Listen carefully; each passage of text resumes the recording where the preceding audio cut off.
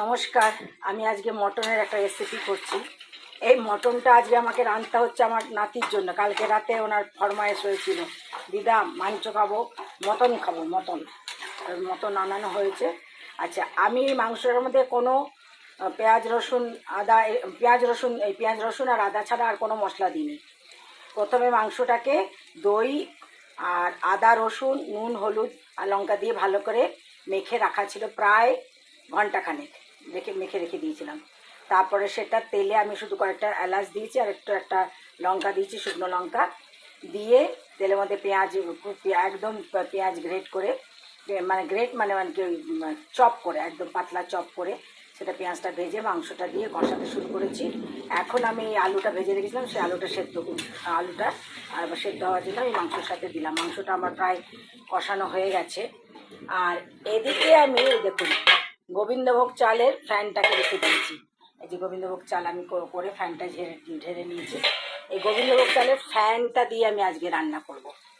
তো এই হচ্ছে আমার আজকের মাংসের মানে একটা আলাদা স্টাইল, মাংস রান্নার আজকে স্টাইল এটা। এটা আমি এমনি নর্মাল জল দেবো না, গোবিন্দভোগ চালের ফ্যানটা দিয়ে করব। আর যে গোবিন্দভোগ চালটা এখানে আমি ঝাঁঝরিতে করে রেখেছি। অনেকে বলে যে চাল সেদ্ধ করে পায়েস করে, তো দেখি আমি কোনো দিন করি না, আমি সবসময় দুধেই সেদ্ধ করি। তো আজকে আমি দুধ বসিয়েছি এখানে প্রায় 1.5 লিটারের মতো। দেখি আমি আজকে ওই সেদ্ধ চালটা দিয়ে পায়েস করব। একটু খেজুর গুড় আছে আমার ফ্রিজে রাখা থাকে সব সময়, খেজুর গুড় দিয়ে করবো আমি আজকে।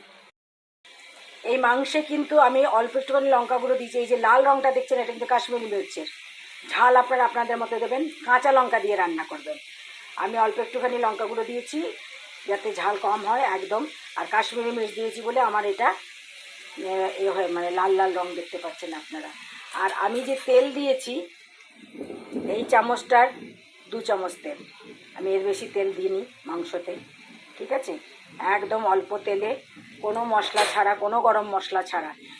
গরম মশলা এই জন্যই দেবো না যাতে গোবিন্দভোগ চালের গন্ধটা মরে যায়, যার জন্য গরম মশলা দেবো না।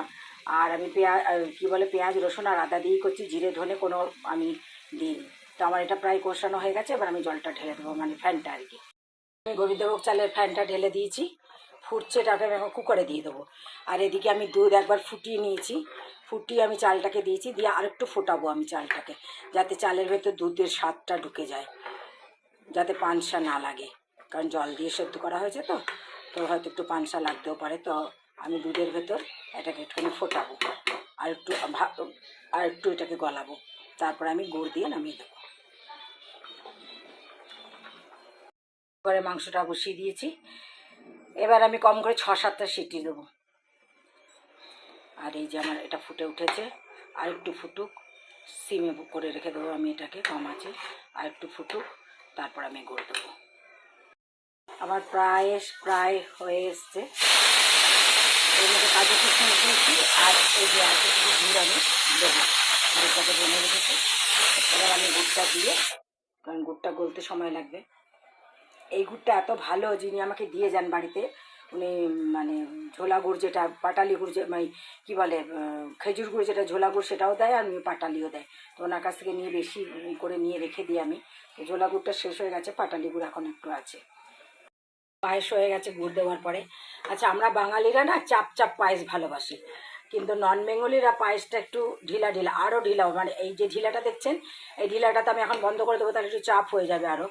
ওরা আরও ঢিলা খায়, ওদের পায়েস ওরা মানে একদম মানে গ্লাসে করে নিয়ে চুমুক দেওয়ার মতো পায়েস বানাতে। তো এই পায়েসটাকে আমি এখন আবার বন্ধ করে দেবো। এখন আমার পায়েস হয়ে গেছে, দুধ একটুও ফাটেনি, আমি এতক্ষণ ধরে ফোটালাম। আমার ওইটুকু, আমরা তো মিষ্টি কম খাই, আর আমি তো খাইই না, কারণ এগুলো খেলে এখন সুগার বাড়বে। ওই জাস্ট একটুখানি মানে 1/2 চামচ মুখে দিয়ে আমি দেখলাম যে মিষ্টিটা ঠিক হয়েছে কিনা। তা আমার কাছে তো ঠিক লেগেছে, আমার হাজব্যান্ডও সুগারের পেশেন্ট, তো ওনার জন্যও ঠিকই থাকবে। তো এই হলো আমার পায়েস। আমার মাংসটা এখনও হচ্ছে, এখন 3-4টে সিটি পড়বে, তারপর আমি নামাবো। এই যে আজকের মাংস, শুধু পেঁয়াজ রসুন আদা লঙ্কা নুন হলুদ আর গোবিন্দভোগ চালের ফ্যান দিয়ে, এটা হচ্ছে আজকের মাংস। আর এই হচ্ছে আজকে ওই যে গোবিন্দভোগ চালের ভাতটা করেছিলাম, জলে সেটা দুধের মধ্যে ভালো করে ফুটিয়ে খেজুর গুড় দিয়ে কাজু কিশমিশ দিয়ে পায়েস। তো আমি আর এটাকে এখন সার্ভ করবো না, সবাই গরম গরম খাবে, তো তখন দেওয়া হবে। তো এই রেসিপিটা আপনাদের ভালো লাগলে আপনারা বানিয়ে বানিয়ে খাবেন। তেল কম, যেটুকু তেল বেরিয়েছে, মাংসের চর্বি যদি একটা দুটো ছিল সেটা থেকে বেরিয়েছে, মাত্র 2 চামচ তেল দিয়ে করেছি আমি।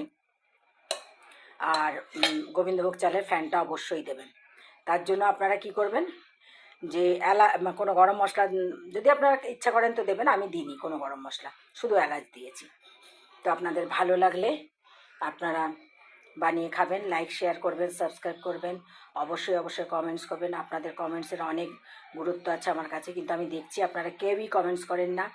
এবং সাবস্ক্রাইবও আমি দেখলাম, আমার যত বন্ধু বান্ধব আছে সাবস্ক্রাইব আমি দেখিনি, সাবস্ক্রাইব আমার সেরকম মানে করছো না তোমরা।